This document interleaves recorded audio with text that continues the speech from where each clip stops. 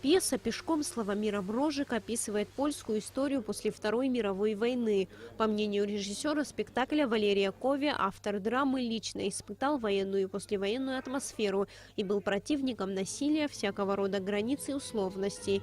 Этот спектакль не случайно поставлен на сцене Абхазского театра, ведь военная тема особенно близка и нам. Сама пьеса, она, в общем-то, в жанре абсурда написана.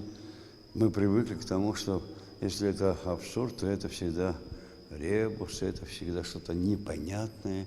А у нас совершенно другая задача была. Мы восприняли Мрожика, удивительно, человеческая тема там. Одна, вторая, третья. И удивительно живые герои.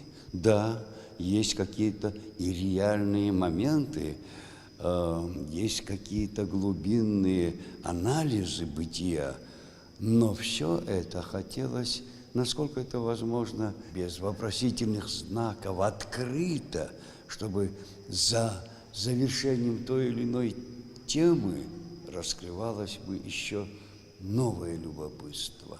Работа над спектаклем длилась несколько месяцев. За это время труппа провела около 35 репетиций. В актерский состав входит более 20 человек. Среди них такие именитые абхазские артисты, как Тимураз Чамагу, Кисо Хагба, Атгур Малия. Отрадно, что в труппе немало и молодых актеров.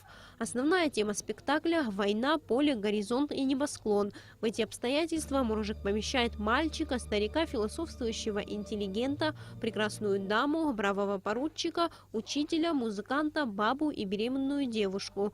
Все они встретились случайно, только на одну ночь. Для каждого из них мимолетная встреча, короткая остановка в пути. Здесь нет имен, они просто люди. Пьют, едят, спят.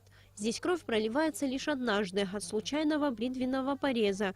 Здесь поют и танцуют, потому что уверены, война кончится, и скоро настанет время, когда можно будет купить все, что душе угодно. Когда разрешат футбол, а по выходным можно будет ходить в театр. Война кончится, но что изменится для каждого из них? На этот вопрос ответ у каждого зрителя свой. На самом деле спектакль потрясающий, очень глубокий. Мне кажется, нам таких спектаклей очень не хватает. И я хочу отметить потрясающую игру актеров, особенно молодого Бинара. Я поздравляю режиссера и всю театральную актерскую труппу с этим замечательным успехом.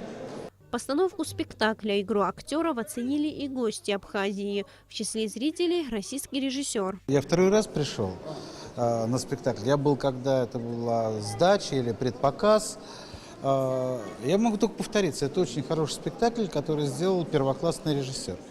Я не знаю, мне это очень близко, потому что это поэтический театр. Театр, который мыслит не словом или не столько словом, сколько метафорой, образом, преувеличением. Первый раз с ухом смотрел спектакль. Сегодня я не стал брать перевод, потому что я по первому разу понял, что если бы тогда его не взял, то я все равно все понял. И вот это и есть театр, это и есть театральность. Спектакль длился около 2 часов. Зал оценил увиденное по достоинству. Зрители долго рукоплескали актерам стоя. Сария Смыр, Роберт Ломия, Абхазское телевидение.